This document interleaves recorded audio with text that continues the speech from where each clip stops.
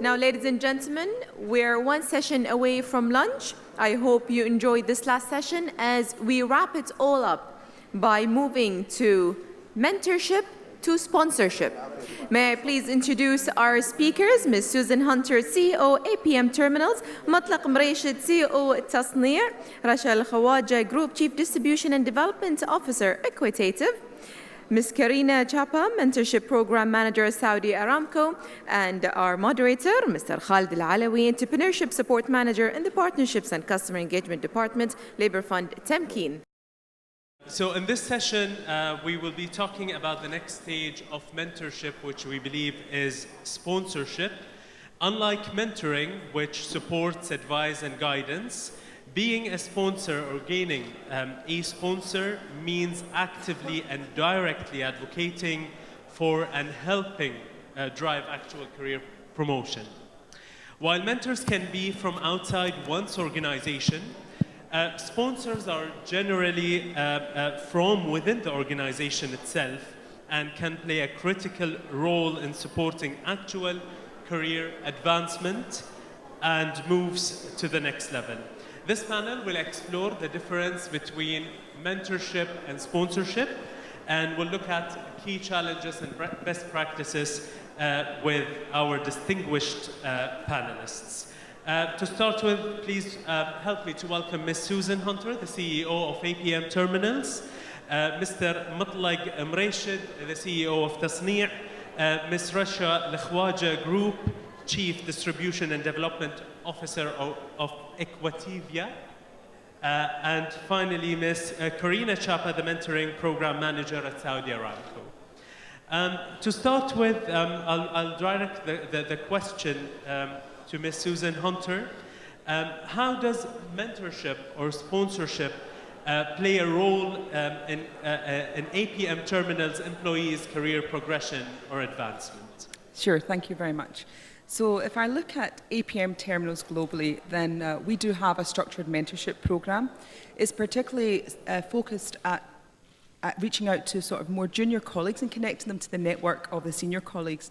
And there's a reason why that's most important for us, and it's actually maybe the focus of this panel, which is to allow sponsorship. In APM Terminals, as a global company, we have a tremendous amount of global talent. But we also suffer, like many companies, from bias. Especially when the business is under pressure and there's a need to take some risks, then it can be difficult for leaders to feel comfortable to take a risk on someone who doesn't look quite like them or doesn't have the same background. And that was one thing we saw was a barrier. So through the mentorship program, it allows us to make those connections and allows the leaders to get to know people within our company and get to the point where they're actually willing to expand their own capital, their own credibility, to vouch for that person and actually overcome those biases and promote them into positions. And it's an expectation of our senior leaders that they really, take that seriously and take the time to get to know the people in our business to a point where they're willing to do that. So I think, especially when it comes to diverse progression, then we really do rely on sponsorship to overcome some of the barriers. Absolutely. So the next question on the same note, I would direct to Ms. Karina Chapa. Can you please let us know how is Aramco's mentorship program structured today, and what are the lessons learned throughout your... Certainly. I can speak to you guys about Saudi Aramco's mentorship program, but before I do that, I want to point to my photo up above. Some of you guys may have said, Karina's photo doesn't look very professional. You may have noticed I'm wearing a football jersey. It is my team's football jersey, the first female football team of Saudi Arabia, which dates to 2006. So for those of you that know a little bit about our culture in Saudi Arabia, you know that many things start in Aramco and take off for the kingdom. The same is for football. Here in the audience, we have one of Saudi Arabia's first female football players, because it wasn't until about 2 months ago, till September, that the Football Federation of Saudi endorsed women to play. And it wouldn't have happened without mentorship. when I took over the team in 2013, and I opened my door because I live inside Aramco to start bringing in Saudi football players. And I have to point out that, as Zahra said, in Bahrain, we developed talent. And Eastern Flames did take off here in Bahrain, right in Rifa. We play in the national stadium. So very grateful to be on stage in Bahrain. And so how does this relate to the mentorship program? So it was in 2014 that I realized how different I was to my football players. We were about the same age, but yet I was coming in with 12 years of experience in early childhood, from teaching to being a principal in Texas, in Houston, in a pretty large school. And so my football players started asking me a lot of questions. I also teach a program called Women in Business, and I started noticing the similarities of the questions and the competencies that I put into place in the one-year program were all of these, a lot of the professional skills. So in the audience, there's been a lot of conversations of technical and professional, structured and unstructured. So I really believe that mentoring programs should be structured. So let me tell you a little bit about the challenges that I experienced to kind of help you understand.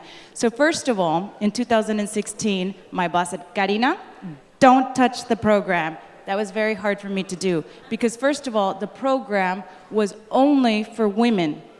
And I'm thinking 2030 vision, yes, we have to accelerate women, but what about the role men play? Don't touch it, Karina. So in 2017, I challenged it, got my boss to approve. We started mentoring mentees, and there's a big key for this. Research, I found the research, gave it to my boss, because we need to get men to be comfortable being mentored, being guided, and being advised by women early in the careers. That's how you change some of the numbers. So we started mentoring male mentees by women. Then we experienced a drop in the pool. So right around 150 participants, I started running out of volunteers because volunteerism is at the core of the program. So I had to get smart. I had to start going to organizations and asking them to partner with me, to be champions in the organization. So this is in upstream, downstream, in the law, in HR. I was going to everybody, and I got them to be champions of the program so that they can nominate some both mentees and mentors, and then we champion and give their organizations visibility for driving mentorship. And then the third challenge that I faced, as my colleague Salma said, is mentoring and structured programs isn't for everyone. They drop out after 6 months because maybe the objectives don't really resonate, or there's change in commitment, their schedules. So we decided, so what else can we do? Somebody threw out a toolkit that was on this panel. So through the Center of Excellence, we're kind of combining all the organizations in Aramco that have a knowledge transfer program, and we're ensuring that they upscale their skills. And Salma and I can consult them, and then for those employees that want their own thing, they follow a toolkit, and then they can look for colleagues to be connected with. Thank you very much. So my next question would be for you, Racha. We were just talking about a one organization kind of mentoring program, and we were talking earlier this morning about the cross-company mentoring program. So can we know what your take is on that, please? Yes, thank you. First, thank you, Zahra, for putting this amazing show together. Extremely impressive, and mostly impressed by the number of men in the room, because that's often an issue we face when we talk about female mentoring and other similar topics. We don't get many men in the room, which we want them here. I'm maybe just going to give a different perspective from the business point of view. So I'm a mathematician with an MBA in finance. I've been in investment banking for over 20 years, mostly in London, started on trading floors of big investment houses, like Lehman Brothers and State Street, so very male-dominated environment. Been in the UAE for over 11 years. I'm on the management board of Equitativa. We're a fund manager. We run REITs. We run about $2 billion of funds that invest in real estate. So I've always been in a very male-dominated environment. And I think one of the main points that might resonate with a lot of the business women in senior positions that are looking for mentoring or at crossroads in their career is how do we tackle issues that we can't talk about at work. So why at Reach, I'm a co-founder of Reach, as you might have heard, but I very much endorse cross-company mentorship. There's benefits for intercompany mentorship and there's benefits for cross-company mentorship, and we've seen a huge benefit of cross-company mentorship where women find a safe environment where they can talk about issues that will not hinder their career progression in the company. So things like all sorts, confidence, communication. I have a chauvinistic boss. My husband doesn't support me. My mom doesn't want me to work. Can't deal with having kids and being at work. I have to travel for work, and then I'm giving up my responsibilities at home. How do I communicate with the family about this? How do I get more support? And these issues are very typical of women while they're progressing in their careers, and we find cross-company mentorship offers women a safe environment to speak about these issues and listen to their mentors and how they can guide them in different ways of dealing with those issues to try and overcome them best you can. Thank you so much. Mr. Mutlaq. My question would go with regards to how mentoring or sponsoring would play a role in increasing the productivity of the employees in Tasnee or any organization. We've been talking earlier today about how mentoring helps in career advancement. But do you believe that mentoring would also, let's say, contribute to the productivity increasing of the employees? Thank you, much appreciated. First, I have to complain being gender discrimination, the only man in the panel, and also being put on the last panel. So I'm standing between you and lunch, so that's not an easy job. I come from the hardcore industrial sector, which has its own culture. You know, it's a different culture. I started my life in America running nuclear reactors, and there's no room for mistakes or anything when you run a nuclear plant. Then when you come to the chemical and the steel and the titanium and aluminum industries, it has its own things. Tasnee, for example, you know, we make trucks for the Saudi army in Yemen, to titanium in jet fighters, to chemical in Jubail, to, you know, milk bottles and chocolate wraps. So we're basically all over the map, and we exist in 6 continents and almost 15 or 18 countries. So it's a different culture when you talk about that kind of industrial. We really don't have a mentoring program. We have a structured training, modular, that people, engineers go through and operators go through, and you know, we're heavily technical organization because of the nature of our business. Yeah, of course, we have financial, and my background, both operational and financial at the end. But I went through mentoring myself back in my days with Shell Oil in Houston, Texas. Actually, the Americans are ahead of anybody in this game because they started back in 1982. When you join Shell as a kind of a second job after leaving the nuclear industry, you get assigned a mentor, you know, a mentor to you as a mentee. And at that time, Shell, what they looked at, where you come from, like, what school? So because I came from Princeton, so my mentor, they looked at the engineering staff, they found a guy called Michael Schultz, who comes from Princeton University. And therefore, he was my mentor. in a way. Luckily, it worked because the college kind of alliance. But what I've seen actually is more of what the people talked about earlier, checking the box. These big corporations, the Shell at that time, you talk about almost 300 to 500,000 employees around the world. The company made it like part of your job as a manager, you must be a mentor. You have no choice. It's in your performance appraisal at the end of the year. So that didn't work so well. Although, lucky for me, because of these college things, it worked nicely and learned a lot and learned how to go through the ropes. Because if you leave a nuclear industry and go to an oil company to run a refinery and worry about gasoline and diesel quality, it's a different world. So that was all of it. My experience, honestly, is mentoring is good.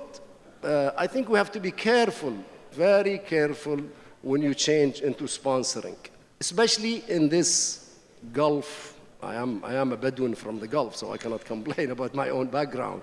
But we can be biased, and the wasta, so wasta bil-Arabi, will play away if we switch to sponsoring, because I will have my favorite and I pull them up with me.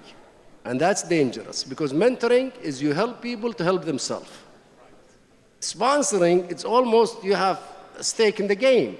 You're gonna pull he or she into that organization, and you can be really biased and bypass some of the most and the best qualified people in the organization. So I think we have to be careful. There is a fine line, like they say, between genius and madness. You have to be very fine line. So how do you think we should differentiate between, let's say, being a sponsor or being the wasta? I honestly would stay away. Honestly, this is Mutlaq al-Moraished al-Khalidi personal opinion. So my personal stay in this culture from Wasta. I come from a tribal system. In the tribal system, you support your tribe member regardless if they're right or wrong. This is the rules of the game. So you don't want to get into a society you don't want to get into that damn thing. So I think mentoring is helping people to help themselves. And I think, honestly, we should stay within that categories. For us, I could be wrong. Again, I'm just telling you, I've been a CEO of companies for the last 25 years. I worked overseas in Europe, and I worked in America, and I worked in Saudi. So I've seen all cultures. I've worked with American, German, Dutch, and God knows what. So you have to be careful. I think mentoring, and I was talking to my old friend JC, and my advice to him going through a program, I said, don't over-structure it. Because it becomes so, like bureaucratic, and it uses level. And don't assign people to be mentor. Mentoring is like cooking. I can give you 1,000 lessons in cooking, but if you have no interest in cooking, you will never be a cook. So. Thank you. Can I make a little bit controversial point? But no, it's actually, I agree with you, but I want to say sponsorship, in my view, is a new age form of wasta. So wasta is your father, your uncle, your dad's best friend helping you getting an introduction to an interview, and this is his network. He's networking with those people. He knows them really well because he spends a lot of time with them, whether in England it's in the golf club or down the pub, or here in the Diwaniyya or the Majlis, and that is his network. And so he will ask them for a favor, for an interview. You're not likely to be really, really bad and get a really, really good job through wasta. It happens sometimes, but I'm talking probability-wise.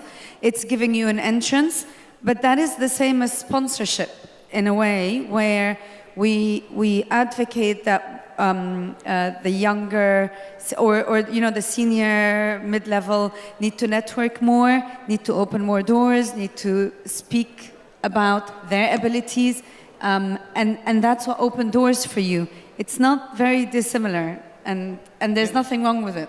Yeah, go ahead, Susan. Maybe I can add to this one. So I certainly won't comment on Wasta. As you can tell from my accent, I'm not from here. But we see the same thing in global companies. So, we have global talent programs. I'm affiliated with some of the more senior leaders in our company. They certainly had a hand in helping me get where I am today. And I think if we look around the room, and maybe we should, about how many people are where they are today because someone helped them. And I don't just mean help them develop, but actually put their neck on the line and said, this is the person that I'm willing to put my credibility on. And, you know, that's necessary, right? A little bit. But of course, the same criticism comes. Susan was your favorite. This is why she got the job. Or she's a woman. This is why she got the job. And so the same thing exists. However, the other side of it is without some of that, as we know if we look around the room and everyone has had that experience, without it, then you're not getting, and when I say diversity, I don't just mean females, gender, whatever, I mean actually diversity of thought.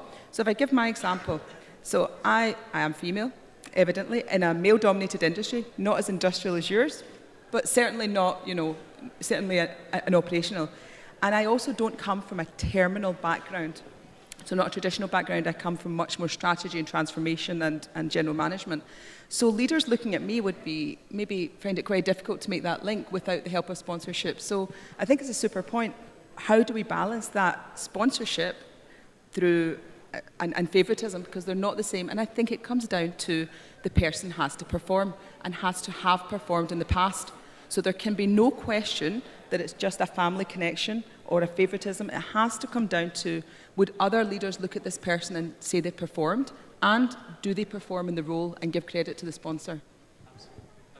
You have something to add? Yes, I want to go back to Rana's comment in the morning. She talked about quotas. So again, I'm going back to 2030 vision. For companies that want to move the numbers, yes, sponsorship is a little bit fluffy and gray, but we really need to have some kind of goals, some kind of targets, some kind of structure so that we do move the numbers. And as my colleague Susan is saying, that sponsors, that's their job. They are putting their reputation. Rana gave a good conversation saying, this is Fulana, she meets this criteria, can you interview? So that really is what a sponsor should be doing. And I also want to touch on what it makes a good sponsor. So for some of you, just like mentoring, it should happen organically. I encourage you guys to pay attention in your organization. Look at the people. Who are the power holders? Who has influence in your organization? And I'm not talking just CEO or manager level. I'm even looking at the group leaders. Who are those? Or who are the people on your team that people go to for advice? So sponsors have good influence. They know how to advocate for their staff or for their employees. They should have a good reputation, and they also should know how to grow you, use their network, and introduce you to that. So for those of you that don't know who your sponsor is, pay attention, especially for the young ones in the room. Thank you so much. I think we cannot be naive. We have to understand the facts on the ground and not to be goody-goody and wish things will just go. If you give people certain things, power corrupt, and absolute power corrupts absolutely. If you give people so much things, people will take their favorite boys and girls and in a tribal society and all that. The best I've seen, it was in SABIC, I was the chief financial officer of SABIC for many years, is annual ranking and rating, R&R. All the big boys get together in a room for a whole day. And at that time, by the way, SABIC is all boys. And all Saudis. So they'd get in the room, and each executive will bring his top guys. And will be challenged by 12 other executives in the corporation, the top layer of the whole $100 billion US company, third largest chemical company in the world. And that way brought things away from Westar and my Mutlaq's favorites and Joe Blow favorites and all that. Otherwise, we have to be careful. And we are not in the United States of America. We are in Saudi or in Bahrain or something. And whatever works with the Joes not necessarily works with the Smiths. So we have to be careful. So I'll be turning the mic to the audience right now since we're running out of time and I don't want to hijack the panel with my questions. So I'll open the floor for questions. If I think you'll be the first one, right? I love the fact that you're challenging all of us. I mean, this brings a lively conversation to the room. I have 2 points to make. The first point on sponsorship. Sir, Mr. Mutlaq, you are already sponsoring a lot of people. Oh, yeah. You may not have it under a program. Sure. And the most likelihood people that leaders such as yourself, such as myself, I think we're mostly the same age, look like us.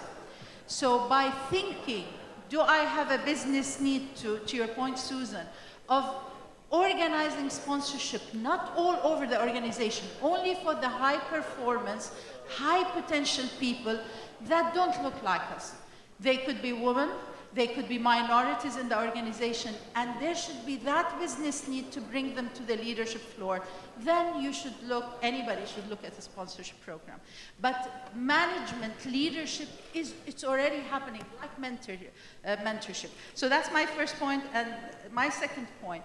I've heard you say you're a Bedouin, I'm an Arab, and I've heard some people say, does this work here? We're not in the West, we are in the GCC. I tell you, we are short-changing ourselves.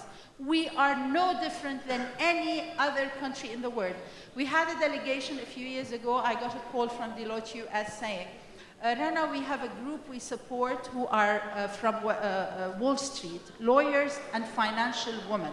It's a network, and they decided to run their meeting in Dubai. Can you take them out to dinner? They were like 20 or 30. So we took them out to dinner. I'm sitting at a table with very senior lawyer women, CEOs, CFOs, I don't know. And so one of them looks at me and says, Rana, I'm looking at the numbers in the GCC of women advancement and stuff. How can we help you get where it's good? And I said, by all means, tell us what you have done so we do not do the same. The whole table was very shocked. I said, you're proud of your Fortune 500 numbers. You're proud about the percentage of women. Women have been economically active in the UK, in Europe, in the US, in Australia, and these are the numbers to show for it. So please tell us so we try to do something different. Thank you. Thank you. Well, let me answer, just I agree with you. We sponsor people, but not in structured way, that is for sure. But I can tell you, you're also right. I am a hard-nosed executive who actually the last 20 years, my job was to restructure companies. I restructure companies in America and Europe and in Saudi Arabia. I go to companies, and when you go to company and restructure a company, you are gonna lay off people by the thousands. And that's not the job for the weak-hearted things. So when I come very strong in all that, I came to Tasnee, the company has over 9,000. Today it has less than 6,000. That's not a job of Mr. Nice Guy or Nice Girl. And so when I come strong, unfortunately, that's me. A Bedouin, and that's it. Very hard-headed. Thank you. Any other questions? All right, I guess I would hear a last note from my panelists before we head to lunch.